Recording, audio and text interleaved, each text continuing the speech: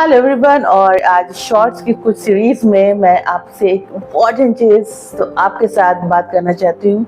मेरी जितनी बातें होती हैं मेरे पेशेंट्स के लिए होती हैं और उनको बस एक चीज़ बताना चाहूँगी, प्लीज़ एक्स्ट्रा स्ट्रेस मत लीजिए।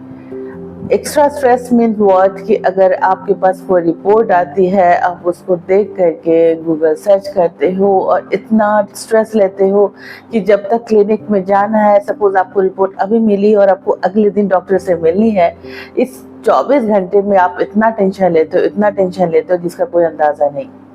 होता ये कि मोस्ट ऑफ द केसेस में बहुत सीरियस सिचुएशंस नहीं होती हैं और कभी कभी क्या होता है ना, you will see in the reports, अभी रेडियोलॉजिस्ट ना तो ऐसे रिपोर्ट्स लिखते हैं एकदम ब्लॉक लेटर्स में या बोल्ड लेटर्स में, small hypo echoic SOL 10 into 15 mm in the anterior part of the uterus. और आप सोचते हो कि बट ट्यूमर हो गया, tension and all the problems are related to with that of the tumour जो आप सोचते हो।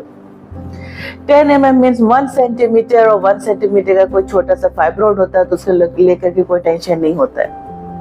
उसी तरह से अगर आप अल्ट्रासाउंड रिपोर्ट देखते हो और उसमें लिखता है all the congenital anomalies can not be detected by ultrasound, but this is true. ये सच है कि एनाटॉमिक डिफेक्ट होते हैं जो कि स्मॉल डिफेक्ट होते हैं, वो अच्छे से आप नहीं समझ सकते हैं। और कुछ प्रॉब्लम्स के 5 महीने में समझ में आती है, कुछ प्रॉब्लम 7 मंथ्स में समझ में आती है। It is not 100% proof ultrasound. कुछ चीजें ऊपर वाले पे छोड़ देनी होती है। तो अगर आप हर रिपोर्ट को लेकर के इतना स्ट्रेस लोगे और इतना सोचोगे, फिर गूगल सर्च करोगे, एंजाइटी की वजह से जो साइड इफेक्ट होगा जिसके बारे में आपको अंदाजा नहीं, आपके शरीर में एबनॉर्मल हार्मोन्स हो जाएंगे, कॉर्टिसोल बढ़ जाएंगे, और इससे अगर आप प्रेग्नेंट हो तो प्रेगनेंसी पे असर पड़ेगा, और अगर आप प्रेगनेंसी के लिए प्लान कर रहे हो तो उस पर असर पड़ेगा।